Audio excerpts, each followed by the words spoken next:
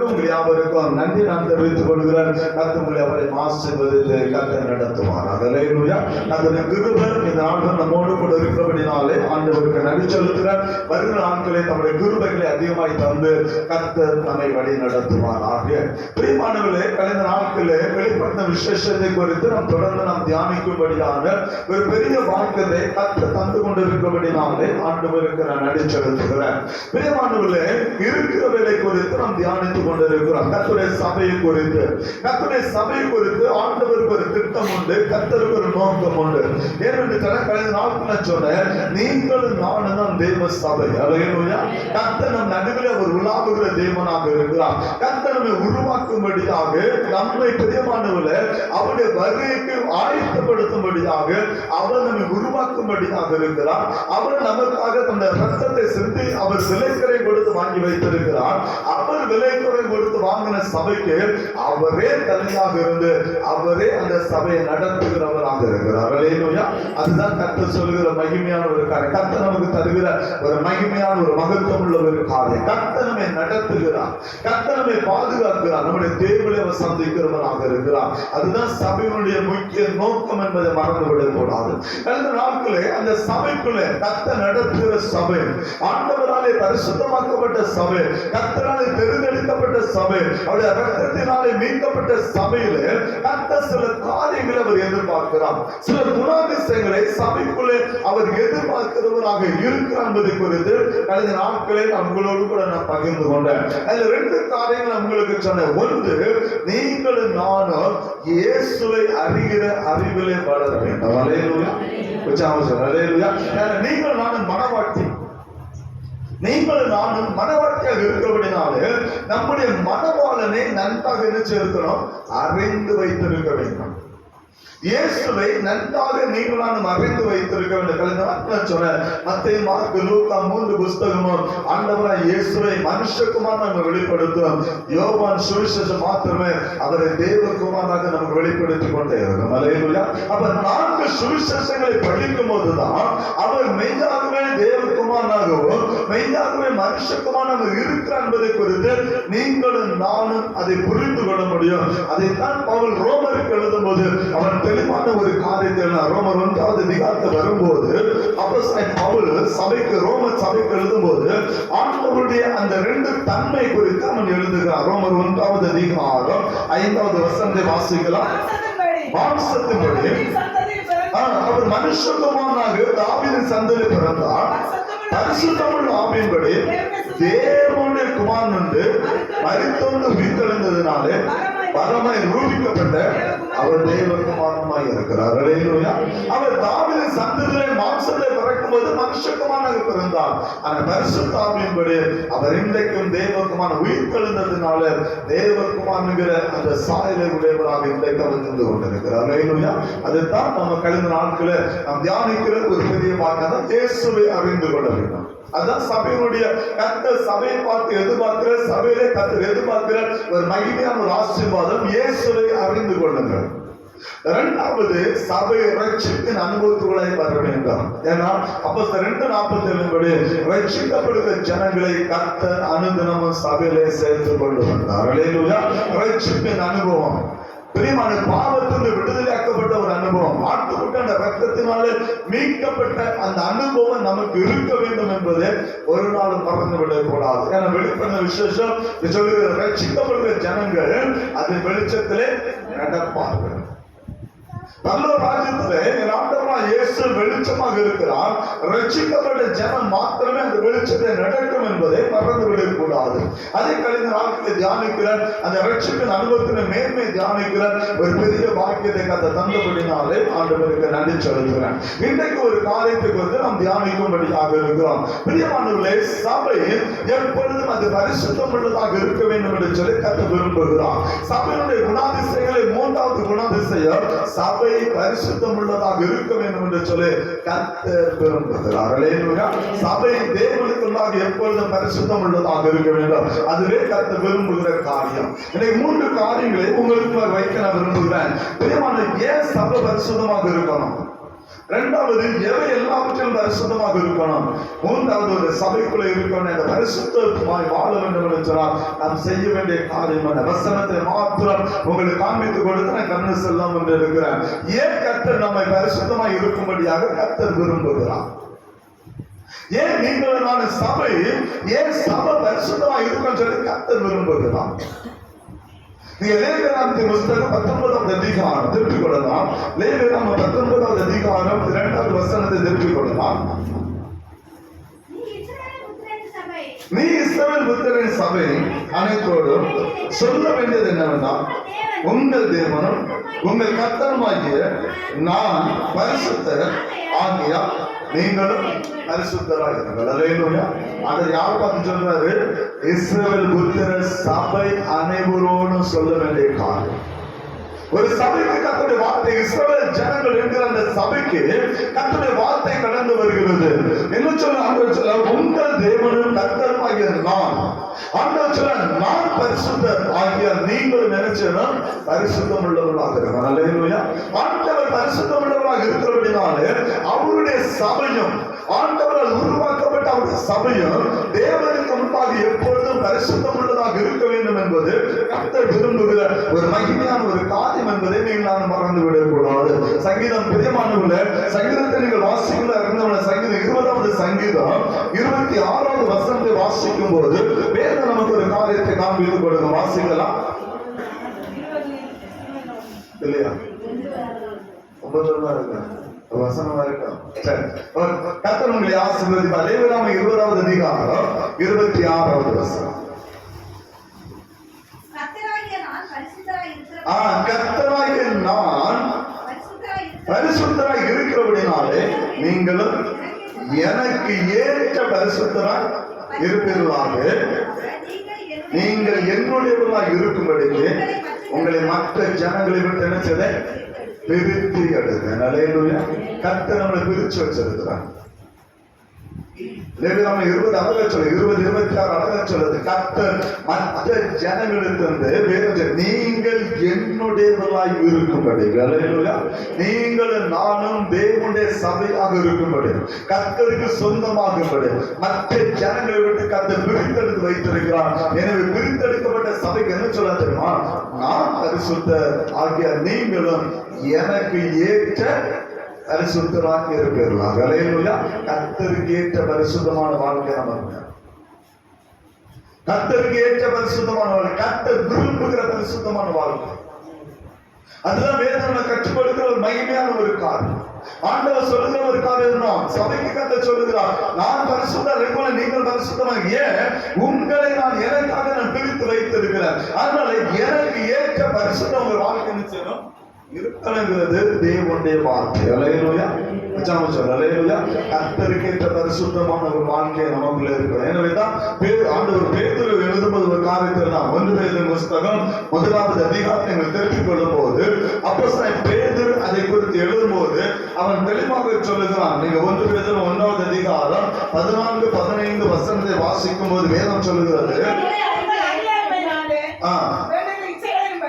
நீங்கள் முன்னே உங்கள் அறியாமையினாலே கொண்டிருந்த இச்சைகளின்படி இனி நடுவாமல் கீழ்ப்படுகிற பிள்ளைகளாக இருந்து உங்கள் அழைத்தவர் பரிசுத்தராய் இருக்கிறவரை நீங்களும் உங்கள் நடைகள் எல்லாவற்றிலும்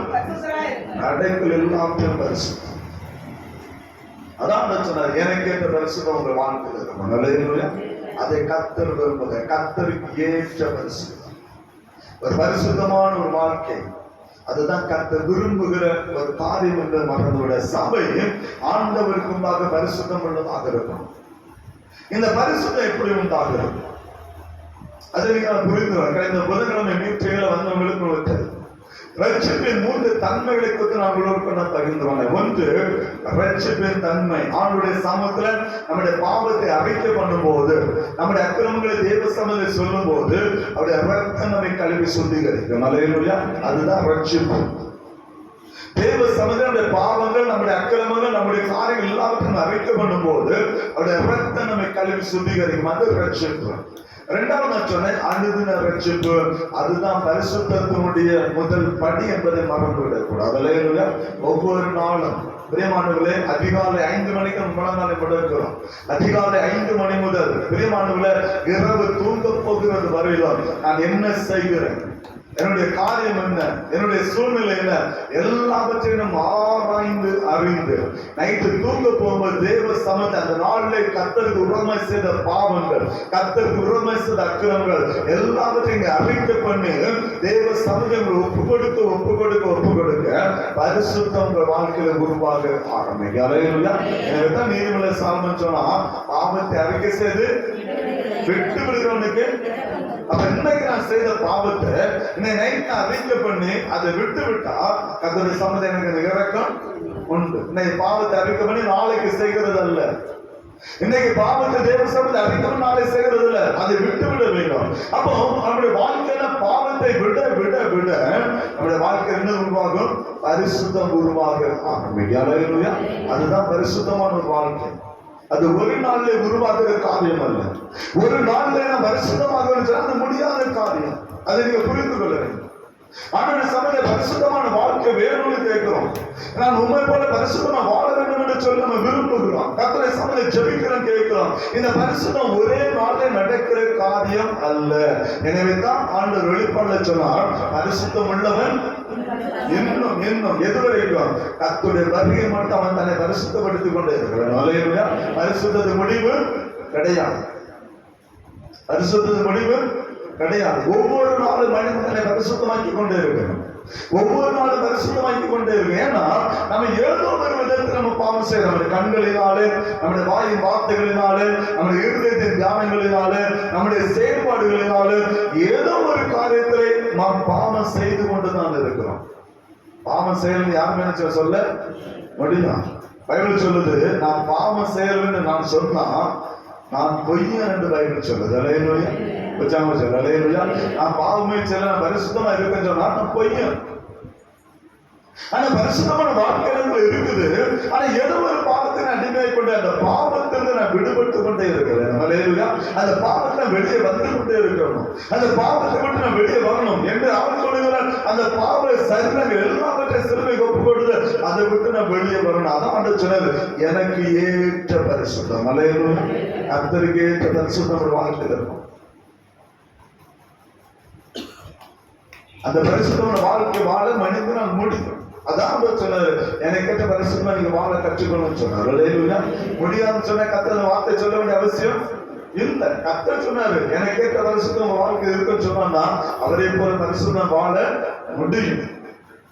ஒவ்வொரு நாளும் தேவ சமூகத்துல நீங்கள் உங்களை அர்ப்பணிக்கிற பிள்ளைகளாக இருக்கணும். ஒவ்வொரு நாளும் தேவ சமூகத்தில் ஒப்பு கொடுக்கிற பிள்ளைகளாக, ஒவ்வொரு நாளும் இந்த பாவத்தில் நாம் விடுதலையாக்கப்பட்ட பிள்ளைகளாக, அந்த பாவ சரீரத்தை விட்டு அழித்து கொடுக்கிற பிள்ளைகளாக நம்ம மாறும்போதுதான் பரிசுத்தம் வாழ்க்கையில உருவாகும். அவருக்கு ஏற்ற பரிசுத்தமை வாழ நீங்கள் ஆள முடியும். அல்லேலூயா. அதான் நீங்கள் என்னுடையவர்களாக இருக்கப்படி இந்த உலகத்தை மற்ற ஜனங்கள் நினைச்சதை பிரித்தெடுத்த. அப்ப மற்ற ஜனங்களுடைய குணம் எனக்குள்ள நினைச்சுக்கூட இருக்க கூடாது. மற்றவருடைய குணம் எனக்குள்ள இருக்கக்கூடாது. மற்றவருடைய வழிபாடு எனக்குள்ள இருக்கக்கூடாது. மற்றவருடைய செயல்பாடு எனக்குள்ள இருக்கக்கூடாது. ஆனா இன்னைக்கு நம்ம என்ன செய்கிறோம்? மற்றவர்களை பார்த்து ஓடிக்கொண்டு இருக்கிறோம். மற்றவர்களை பார்த்து நம்ம ஓடிக்கொண்டு இருக்கிறோம். நல்ல புரிந்து கொள்ள வேண்டும். மற்றவர்களை போல வாழும்படியாக நம்ம அழைக்கப்பட்டவன் அல்ல. நீங்கள் நானும் என் ஆண்டவரை போல வாழும்படியாக அழைக்கப்பட்ட ஜனம். அல்லேலூயா. அப்ப நம்ம பார்க்க வேண்டியது யாரதான் பார்க்கணும்? நம்ம யாரதான் பார்க்கணும்? ஆண்டவர் தான் பார்க்கணும். ஏன்னா அவரை போல வாழ நாம் அழைக்கப்பட்டிருக்கிறோம். அவரை போல பரிசுத்தமாய் வாழ நீங்களும் அழைக்கப்பட்டிருக்கிறோம். எனவே அவருக்கேற்ற பரிசுத்தம் சபைக்குள்ள இருக்க வேண்டும். அல்லேலூயா. அதனால 7 சபைக்கு கர்த்தர் என்ன செய்தாரு?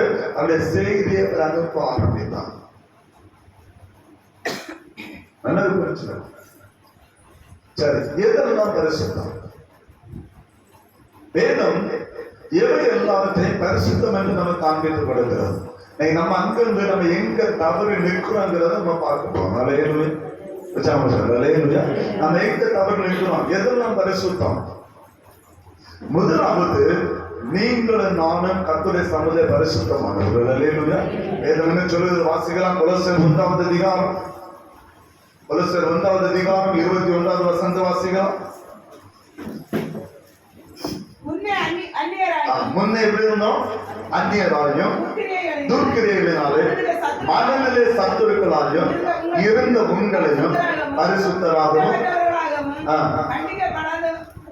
குற்றமற்றவர்களாகவும் கண்டிக்கப்படாதவர்களாகவும் தமக்கு முன் நிறுத்தும்படியாக அவருடைய மாம்ச சரீரத்தில் அடைந்த மரணத்தினாலே இப்பொழுது ஒப்புரவாக்கின தேவனோடு அவர் ஒப்புரவாக்க. முந்தி எப்படி இருந்தோம்? முந்தி அந்நியராக இருந்தோம், துர்க்கிரியைகளினாலே மனநிலை சத்துருக்களாக இருந்தோம். ஒரு பரிசுத்தமான வாழ்க்கை நம்முடைய வாழ்க்கையில் இல்லை. முந்தி நம்ம தேவனுக்கு அந்நியராக பாவ வாழ்க்கைக்குள்ள இருந்தோம்.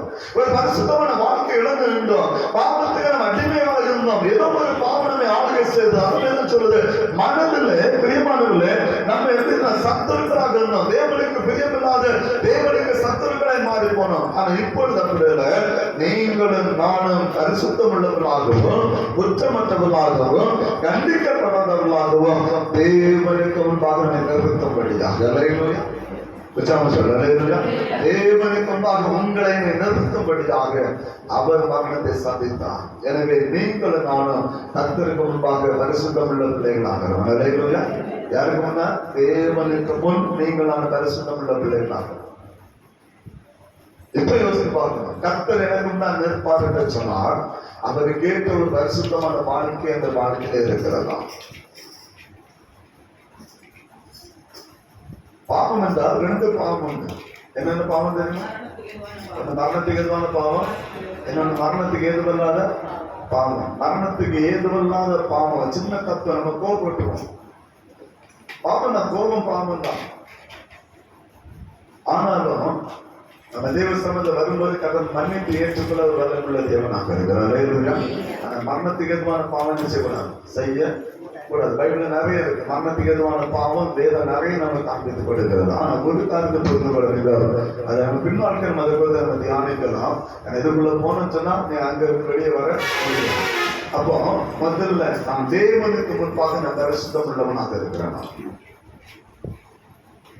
ஏன்னா தேவனுக்குள்ளாக உங்களை என்னை பரிசுத்தமாய் நிறுத்தும்படியாக முன்பு அந்நியராகவும் நம்முடைய மனதில் சத்துருக்களாகவும் இருந்த உங்களை என்னையும் குற்றம் சாட்டப்படாதவர்களாக பிரியமானவர்களே பரிசுத்தமுள்ள பிள்ளையாக தேவனுக்கு நிறுத்தும்படியாக அவர் நம்முடைய ஜீவனை அவர் கொடுத்து வைத்திருக்கிறாரு. அந்த கர்த்தருக்கு ஏற்ற அந்த பரிசுத்தம் தேவனுக்கு முன்பாக இன்றைக்கு நீங்கள் நான் பரிசுத்தமுள்ள பிள்ளைகளாக நிற்க முடியுமா? அந்த சபையிடத்தை எதிர்பார்க்கிற காரியம் அதுதான். அதுதான் வேணும் சொல்லுது. எதெல்லாம் பரிசுத்தம்? முதல்ல நான் பரிசுத்தமானவன், தேவனுக்குள்ளாக நான் பரிசுத்தம் உள்ள பிள்ளைகளாக இருக்கணும். அதனால கத்த சொன்ன எனக்கு எல்லாவற்றையும் பரிசுத்தமா இருந்து கத்த சொன்னார். அல்லேலூயா. எல்லாவற்றிலும் பரிசுத்தமான ஒரு வாழ்க்கையை வாழ கற்றுக்கொள்ள வேண்டும். இரண்டாவது கர்த்தர் எதை பரிசுத்தப்படுத்தினார் தெரியுமா? கர்த்தர் இரண்டாவது பரிசுத்தமாக்குறது ஓய்வு நாளை கர்த்தர் பரிசுத்தமாக்கினார். அல்லேலூயா. நல்லா புரிஞ்சு. ஓய்வு நாள் கர்த்தருக்கு பரிசுத்தமான ஒரு நாளாகும். அந்த ஓய்வு நாள் என்ன சொல்ற அசட்டை பண்ணவே போனா. அதனால அடிக்கடி ஆரம்பத்துல சொல்றேன், ஓய்வு நாள்ல விருந்து விட்டு போக கூடாது. ஓய்வு நாள்ல கர்த்தருடைய ஆலயம் கற்பமா என்ன யாருமே ஊர் சுத்த போக கூடாது. ஊர் சுத்தம் சொன்னா தப்பா நினைச்சிடக்கூடாது. ஏன்னா பிறகு நீங்க தப்பா நினைச்சிருக்கீங்க. அதனால ஆரம்பத்துல சொல்றேன், தப்பா ஊர் சுத்தம்னா வீட்டுல இருக்கக்கூடாது, அன்னைக்கு அலையக்கூடாது. ஓய்வு நாள்னு சொன்னா தெய்வ சம்பந்தனை கர்த்தர் ஆராதிக்கிற பிள்ளைகள் ஆகணும். ஆண்டவர் ஆசீர்வாதத்தில் இரண்டாவது ஆசீர்வாதம், இரண்டாவது பரிசுத்தம் ஓய்வு நாளை தான் கர்த்தர் பரிசுத்தப்படுத்தலாம். ஆதியாகமம் 2வது அதிகாரம் 3வது வசனம். கர்த்தர் படைப்புகள்லாம் முடித்து 7ஆம் நாள் ஒரு ஓய்வு இருந்தார். வேதம் என்ன சொல்லி வாசிக்கலாம்? ஆதியாகமம் 2வது அதிகாரம் 3வது வசனம். தேவன் தாம் படைத்த சிருஷ்டித்த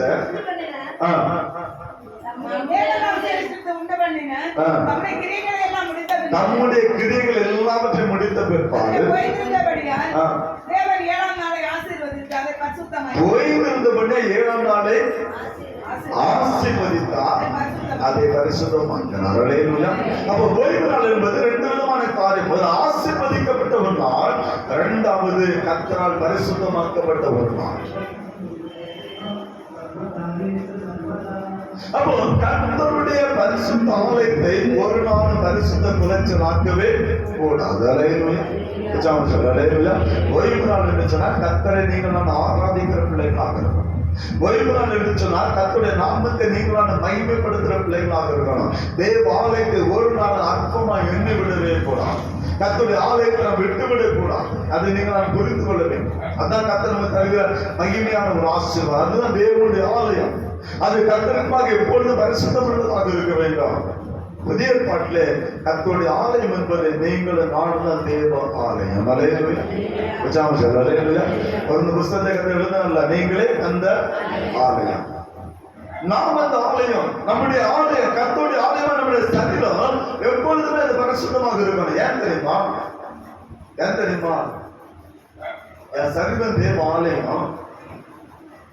அப்ப தேவன் எனக்குள்ள இருக்கிறாரு. அடுத்த யாருன்னா என் சரீரத்துக்குள்ள இருக்கான்னு தெரியுமா? யாருன்னா என் சரீரத்துக்குள்ள இருக்கான்னு தெரியுமா? சொல்லுங்க. பைபிள் என்ன சொல்லுது?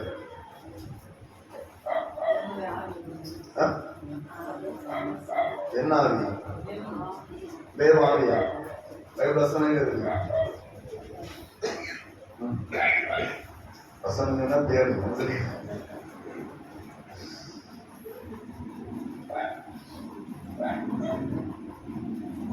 பைபிள் என்ன சொல்றது? பிரியமானவர்களே,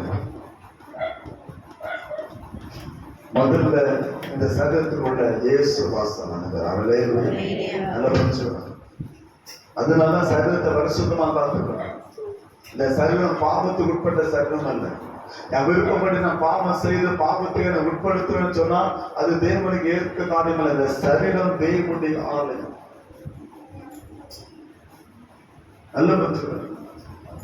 இந்த ஆலயத்தை யாரு தீர்க்கப்பட்டு நினைச்சாலும் அனுமதிப்பீங்களா? அனுமதிப்பீங்களா?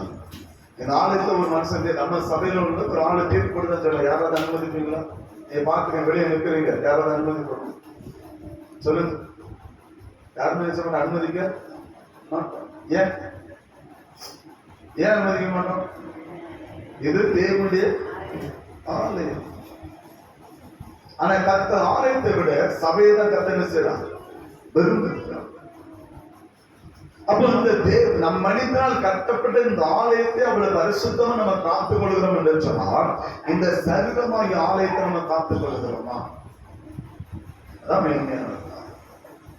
இந்த சரீரமாகிய ஆத்மாவை, இந்த சரீரத்தை நம்ம காத்துக் கொள்கிறோமா? இதுதான் தேவனுடைய ஆலயம்.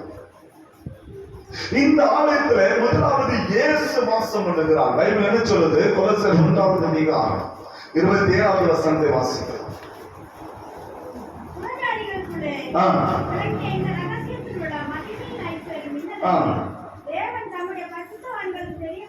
தேவன் தம்முடைய பரிசுத்தவான்களுக்கு தெரியப்படுத்தும்படியாக கிறிஸ்துவானவர் மகிமை நம்பிக்கையாக உங்களுக்கு இருப்பதே அந்த கிறிஸ்துவான மகிமை நம்பிக்கையாக எங்க இருக்கிறாரு? எங்க இருக்கிறாரு? உங்களுக்குள்ளே. அப்ப இந்த ஆலயத்துக்குள்ள யார் வாசம் பண்ணுகிறான்? இயேசு வாசம் பண்ணுகிறான். அதான் சொல்ல திருத்துவம் நம்மை ஆளுகை செய்கிறது. எனவேதான் நம்ம பரிசுத்தம் உள்ளவராக திருத்துவம் நம்மை ஆளுகை செய்ய. முதலாவது இந்த சகன் தேவனுடைய ஆலயம். இது தேவன் தந்த ஆலயம். இந்த ஆலயத்துல தேவனுடைய ஆலயத்துல பிரியமானவர்களே, தேவனுடைய ஆலயத்தில் அவர் வாசம் பண்ணுகிறார். இரண்டாவதாக ஆண்டவராய் இயேசு நமக்குள்ளே வாசம் பண்ணுகிறார். மூன்றாவதாக பரிசுத்த ஆவியார் நமக்குள்ளே வாசம் பண்ணுகிறார். அல்லேலூயா. 1 கொரிந்தியர் 6வது அதிகாரம் 19வது வசனத்தை வாசிக்கிறோம். 1 கொரிந்தியர் 6வது அதிகாரம் 19வது வசனம். உங்கள் சரீரமானது நல்ல நீங்கள் தேவனாலே பெற்றும் உங்களை தங்கி இருக்கிற பரிசுத்த ஆவியானுடைய ஆலயமா இருக்கிறது என்றும் நீங்கள் உங்களுடையவர்கள் அல்ல என்றும் அறியீர்களா? நம்ம நமக்குரியவர்கள் இல்ல. நீ எனக்கு என் சரீரம் நான் என்ன வேணா பண்ணுவேன்னு சொன்னோம். இந்த சரீரம் நமக்குரியது அல்ல. இந்த ஆத்மா தேவன் தந்த ஆத்மா வாசம் பண்ணும்படியாக கர்த்தர் தந்த சரீரம். இந்த ஆத்மா தேவன் இந்த ஆத்மா எடுபட்டு போமானால் இந்த சரீரம் மண்ணோடு மண்ணாக போய்விடும். அல்லேலூயா. அதுபோல பூமியில சரீரம் வாழவே அவ்வளவுதான், முடிஞ்சு போச்சு. அதோட நாளே முடிஞ்சு போச்சு. அதோட சாப்டர் முடிஞ்சு போச்சு. எனவே இந்த சரீரம் பிரியமானவர்களே பரிசுத்தமாக இருக்க வேண்டும். எனவே தான் கர்த்தர் ஓய்வு நாள் என்ன செய்தார்? அதை பரிசுத்தமாக்கினார். அல்லேலூயா. அதை ஆசீர்வதித்தார். அந்த ஓய்வு நாளை ஒரு நாளும் நீங்களும் நானும் அற்பமா எண்ணக்கூடாது, அதை அசட்டை பண்ணக்கூடாது. முதல்ல நான் சொன்னேன், நான் தேவ சமூகத்திலே பரிசுத்தமான கர்த்தனை பரிசுத்தத்துக்காக அழைத்து வைத்திருக்கிறார். இரண்டாவது, கர்த்தர் உண்டு பண்ண அந்த ஓய்வு நாள் பரிசுத்தமானது. ஓய்வு நாளிலே நீங்களும் நானும் கர்த்தரை ஆராதிக்கிற பிள்ளைகளாக, தேவனுடைய நாமத்தை மகிமைப்படுத்துகிற பிள்ளைகளாக இருக்கும். அல்லேலூயா. கர்த்தர் விரும்புகிற காரியம். மூன்றாவதாக, பிரியமானவர்களே, நமக்கு பிறந்த முதல் பிள்ளைங்க என்ன பண்ணுவோம்? பெரியவர்கள சிறியவர்கள தாயை வயிற்றுல பிறந்த முதல் பிள்ளைங்கள் எழும்புவோம். பெரியவர்களா இருக்கட்டும், சின்னவர்களா இருக்கு, யாரும் முதல் பிள்ளைங்களை எழுப்புங்க. நீங்க எல்லாம் மூத்தவங்க விடுதானா? நீங்க யாருக்கு சொந்தம் தெரியுமா? நீங்க யாருக்கு சொந்தம்? நீங்க எல்லாம் தேவனுக்கு சொந்தமான. முதல் பேர் அனைத்து யாருக்கு சொந்தம்? கர்த்தருக்கு சொந்தமானது. உங்க உட்பட நீங்க ஆண்டவர் கர்த்தர் உங்களே அவருக்கு சொன்ன, நீங்கள் என்னுடைய கர்த்தர் சொன்னார். வாசிகளமா உட்காருங்க. யாத்திராம புஸ்தகம் 13வது அதிகாரம், யாத்திராம 13வது அதிகாரம் 2வது வசனம் வாசிகளா. நீங்கள் அடிமைத்தன வீடாகிய எகிப்திலிருந்து புறப்பட்ட இந்த நாளை நினைவுங்கள். கர்த்தர் பலத்த கையினால் அப்படத்திலிருந்து புறப்பட பண்ணினார். ஆகையால் நீங்கள் புளித்த அப்பம் புசிக்க வேண்டாம். யாத்திராம 13:2 தான். அப்பொழுது மோசே ஜனங்களை நோக்கி நீங்கள் அடிமைத்தன வீடாகிய யாத்திராம 13:2 இஸ்ரவேல் புத்திரருக்குள் மனிதரிலும் மிருக ஜீவன்களிலும் கர்ப்பம் திறந்து பிறக்கிற முதல் பேர் அனைத்தும் எனக்கு பரிசுத்தப்படுத்து. அது யாருடையது? நீங்களே யாருக்கு சொந்தமானவங்க? நீங்களே யாருக்கு சொந்தமானவங்க? ஆண்ட முதல் பிள்ளை ஆண்டவர் சொன்னார். முதல் பிள்ளை எழுதணும், கர்த்தருக்கு சொந்தமா, கர்த்தருக்கு அது வரணும். அடுத்த நீங்க என்னுடைய கர்த்தர், அது என்னுடைய. அந்த முதல் பேர் அனைத்து மிருக ஜீவனாலும் சரி, மனுஷனாலும் சரி, பிறக்கிற முதல் பிள்ளை என்ன செய்யுது? என்ன செய்யும்? பரிசுத்தப்படுத்து. ஆனா சொன்னா முதல் பேர் பரிசு, அது என்னுடையது, எனக்கு சொந்தமானது. அல்லேலூயா. அதனால்தான் முதல் பிள்ளைக்கு கர்த்தர் சிரேஷ்ட புத்திர பாகத்தை நினைச்சதார், கர்த்தர் கொடுத்து வைத்திருந்தார். அல்லேலூயா. முதல் பிள்ளைதான் சுதந்திர, தகப்பனுடைய பங்குக்கு சுதந்திரவாளி முதல் பிள்ளைதான். வீட்டுல பங்கு வச்சா முதல் பிள்ளைக்கு 2 பங்கு நினைச்சா ரெட்டிப்பான பங்கு கொடுக்கும். அதான் வேதத்தை நீ வீட்டை படிச்சு பாருங்க, உங்களுக்கு தெரியும். முதல் பிள்ளைக்கு இங்க ரெட்டிப்பான பங்கு கொடுக்கும். ஸ்ரீமன் ஒரே சந்தோஷம், ரெட்டிப்பான பங்கு வருது. ராஜேஷே ஒரே செய்தி எப்ப நான் தப்புனேன், முதல் பிள்ளை நான் இல்லை, எங்க அண்ணன் மாட்டினான். நல்லதை புரிந்து கொள்ள வேதம் என்ன சொல்லுகிறது? மிருக ஜீவனானாலும் சரி, மனுஷனானாலும் சரி, முதல் பிறக்கிற குழந்தை நீ பரிசுத்தப்படுத்து, அது எனக்கு சொந்தமானது கர்த்தர் எடுத்துக்கிறார். அல்லேலூயா. அந்த பிள்ளை யாருக்கு சொந்தம்? அப்ப முதல் பேர் அனைத்து யாருக்கு சொந்தம்? கர்த்தருக்கு சொந்தம். அது எதுவா இருந்தாலும் சரி, அது எதுவா இருந்தாலும் சரி. அதனால கதை சொன்னாரு, வீடு ஆசீர்வதிக்கப்படும் சொன்னா முதல் பங்கு யாருக்கு கொடு? முதல் பங்கு யாரு கொடுக்கணும்? தேவனுக்கு கொடுக்கணும், ஆசாரனுக்கு கொடுக்கணும். அல்லேலூயா. அல்லேலூயா. எல்லாம் சொல்லுங்க. வீடு ஆசீர்வதிக்கப்படும் முதல் பங்கு யாருக்கு சொன்னோம்? ஆசாரன் சொன்னார். தசமாக யாருக்கு சொன்னோம்? கர்த்தருக்கு சொன்னோம். அல்லேலூயா. அதை நல்லா புரிஞ்சுக்கணும். முதல் பங்கு யாருக்கு சொன்னோம்? ஆசாரனுக்கு. தசமாக யாருக்கு சொன்னோம்? இரண்டையும் செய்யணுமா? ஏன் நம்ம வீடு ஆசீர்வதிக்கப்படல? உங்களுக்கு புரியுதா? அதான் நாம கொஞ்சம் யோசிச்சு பாருங்க, பைபிள் நம்ம தியானிச்சு பாருங்க. ஏன் என் வீடு ஆசீர்வதிக்கப்படல? ஏன் என் வீடு இப்படி இருக்குது? ஏன் எந்த சூழ்நிலை இப்படி இருக்குது? ஏன் கர்த்தர் விரும்புகிற ஆசீர்வாதத்தை என்னால் பெற்றுக்கொள்ள முடியல? நான் எதிர்பார்க்கிற ஆசீர்வாதத்தை ஏன் என்னால் பெற்றுக்கொள்ள முடியும்? வேறு சொல்லணும். முதல் பலன் யாருக்கு சொந்தமானது? கர்த்தருக்கு சொந்தமானது. அல்லேலூயா. அல்லேலூயா. அப்ப வீடு ஆசீர்வதிக்கப்படும் சொன்னா கசமாக இன்னும் சேரணும், கர்த்தர் வந்து சேரணும். முதல் பங்கு யாருமே சேரணும். ஆசான பெருசா. அதான் கத்த சொல்ற மகிமையான இருக்கா. நான் சொல்லியிருக்கேன், காணிக்கை எதிர்பார்க்கல, காணிக்கையில தான் நீ கோயிலுக்கு வாங்க நான் சொல்லியிருக்கேன். சொல்லுக்கான சொல்லலையா? சொல்லுக்கான சொல்லலையா? அதனால பார்த்தா எல்லா கூட்டத்திலும் பார்க்கறது கைவிசமா வந்துட்டே போறாங்க. வீட்டுக்குள்ள போனாலும் சரி, இந்த 5 ரூபாய் துட்டெல்லாம் உங்க கையில எப்படி கிடைக்குன்னு எனக்கு தெரியுமா?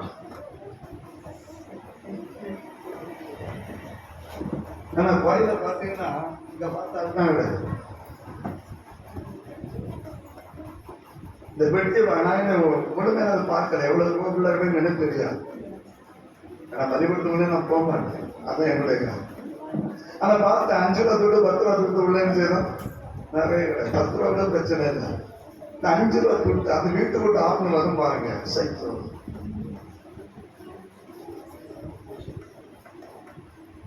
யோசித்து பாருங்க. நம்ம முதல் பலனை என்ன? கர்த்தர் நம்ம எது கொடுக்கணும் யோசித்து பாருங்க. இந்த காணிக்கைங்கிற பேர்ல நம்ம யோசித்து பார்ப்பேன், நான் என்னென்ன கொடுக்குறேன் ஆண்டவருக்கு சொல்லு பார்ப்போம். தசமெல்லாம் கொடுக்குறேன். காணிக்கைங்கிறது கர்த்தர் என்ன எப்பெல்லாம் நான் கொடுக்குறேன் சொல்லு பார்ப்போம். ஞாயிற்றுக்கிழமை ஒரு காணிக்கைன்னு செய்றேன், நான் போடுறேன். ஒரு வியாழக்கிழமை போடுறேன். ஒரு வீட்டுக்கு ஆராதனை போடுறேன். இந்த 3 கூட்டம் தான் சபையில என்ன செய்யுது நடக்கும். உண்மைதானா? உண்மைதானா? 10 ரூபா வச்சு போட்டு ஒரு 30 ரூபா நம்மளால என்ன போட, வாரம் ஒரு 30 ரூபா தான் நம்மளால போட முடியல. அப்படிதானே இருக்கும். யோசித்து பாருங்க. ஒரு வீட்டுக்கு அதான் சொன்னேன், ஒரு ஞாயிற்றுக்கிழமை ஒரு கூட்டம், ஒரு புதன்கிழமை ஒரு கூட்டம், வீட்டு கூட்டம் ஆராதனை. அதை மீண்டு போனா மாசத்துக்கு ஒரு கூட்டம். என்னது? உபவாச ஜெப ஆராதனை.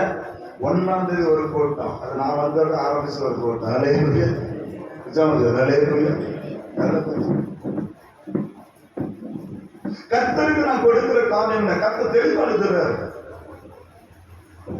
அதை பரிசுத்தப்படுத்துன்னு சொன்ன. ஏன்னா பலிபீடத்தை தொடுவதெல்லாம் பரிசுத்தமாகிறது. அலையலுயா.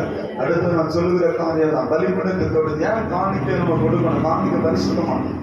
வேதம் நமக்கு என்ன சொல்லுகிறது? யாத்திராகமம் 29வது அதிகாரம், வேதத்தை வாசிக்கிறேன். யாத்திராகமம் 29வது அதிகாரம் 37வது வசனம். 7 நாளிலும் பலிபீடத்துக்காக பிராயசித்தம் செய்து அதை பரிசுத்தமாக்க கடவாய். பலிபீடமானது அது மகா பரிசுத்தமா இருக்கும். பலிபீடத்தை தொடுவதெல்லாம் பரிசுத்தமானது. அல்லேலூயா. அதனால அடிக்கடி சொன்ன பலிபீடத்தை மட்டும் வச்சு விளையாடவே போகணும். பலிபீடத்தை மட்டும் விளையாடக்கூடாது. வேற எங்க வேணா நாளைக்கு விளையாடலாம், என்ன வேணா பண்ணிக்கலாம். பலிபீடத்தை மட்டும் வச்சு விளையாட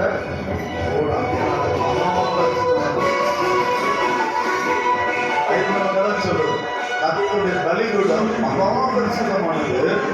பலிபீடத்தை தொடுவதெல்லாம் பரிசுத்தமானது. அல்லேலூயா. அந்த காணிக்கை பலிபீடத்தை வந்தா அது தேவனால் நினைச்ச பரிசுத்தமாக்க படுகிறது. பலிபீட ரத்தத்தினாலே அந்த காணிக்கை பரிசுத்தமாக்கப்படுது. காணிக்கையோட மேன்மை அதுதான்.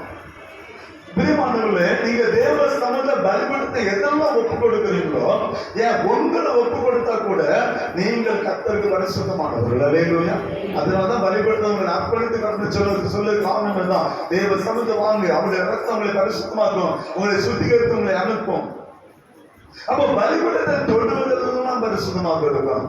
நம்முடைய ஆலயத்தை வந்தா வெறும் கையா நினைச்சோட வரவே கூடாது. சொல்லுங்க காரியம்.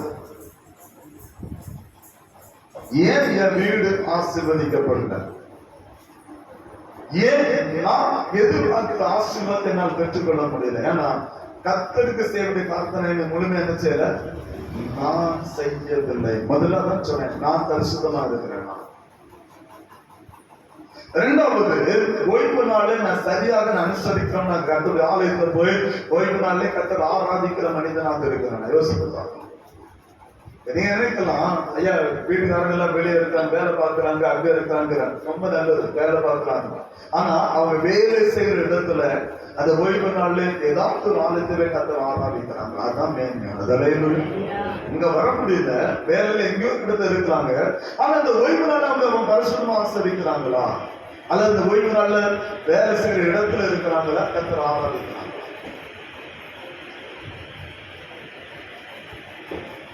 இப்போ ஒரு கேள்வி எழுதுனா, வெளிநாட்டுல இருக்கிறவங்க வெள்ளிக்கிழமை தானே கர்த்தர் ஆராதிக்கிறாங்க. சரி, ஓகே, அங்க வெள்ளிக்கிழமை தான் லீவு. ஆனா அந்த வெள்ளிக்கிழமை சரியா கர்த்தர் ஆராதிக்கிறாங்களா? அது நமக்கு முக்கியமான ஒரு காரியம். அல்லேலூயா. அந்த நாளை கர்த்தர் பரிசுத்தப்படுத்தி வைத்திருக்கிறார்.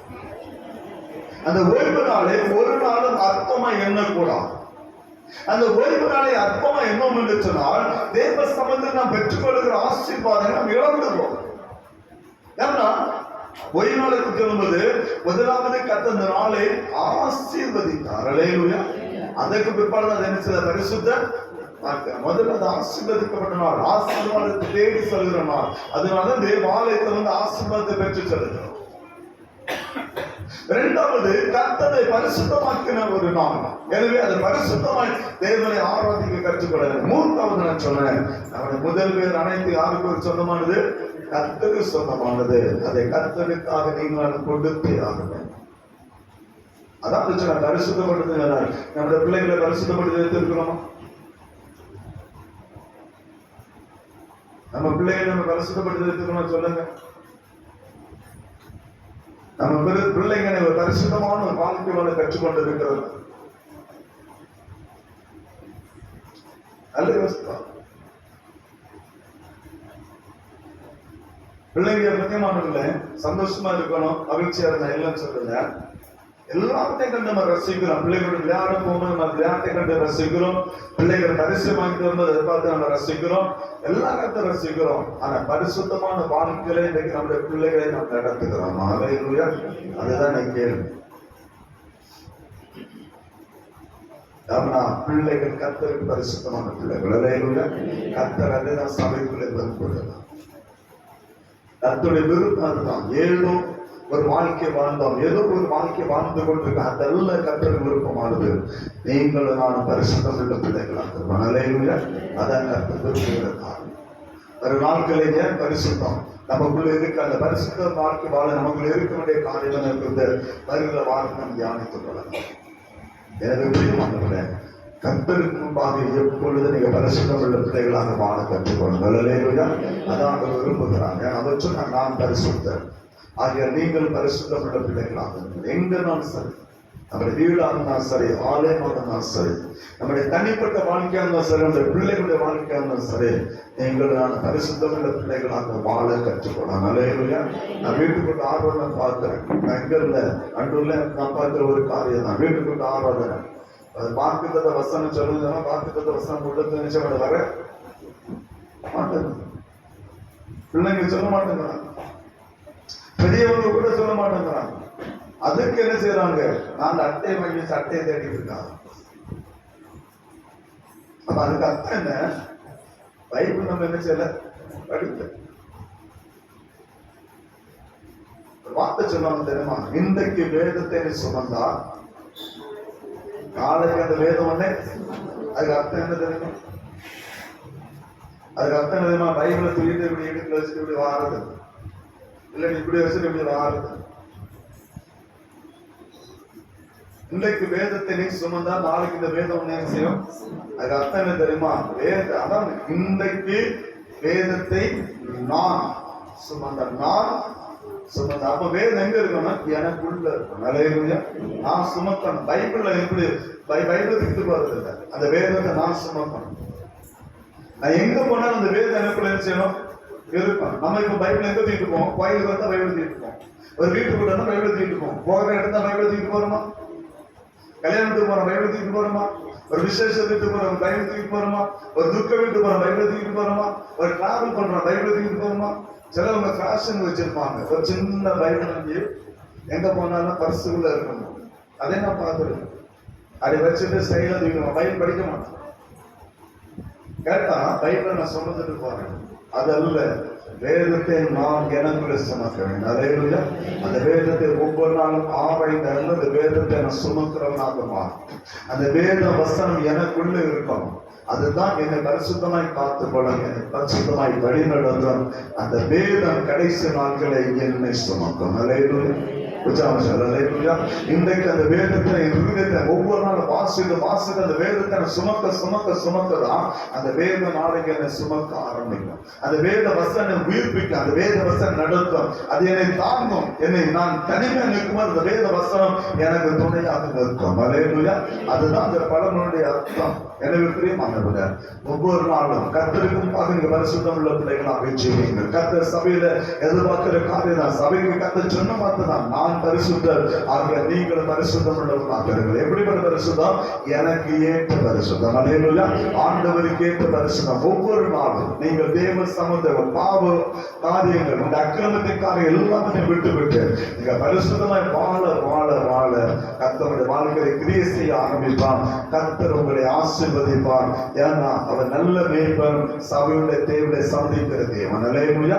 எனவே சபையுடைய தேவையை சந்தித்து அவர் நடத்த வல்லமுள்ள தேவனாக இருக்கிறார். எனவே அப்படிப்பட்ட ஒரு வாக்கியத்தை கர்த்தர் நமக்கு தரும்படியாக அவருடைய சபையை அர்ப்பணித்து கற்பிச்சிடுமா? கர்த்தரை அவரை ஆசீர்வதித்து நடத்துவாராக.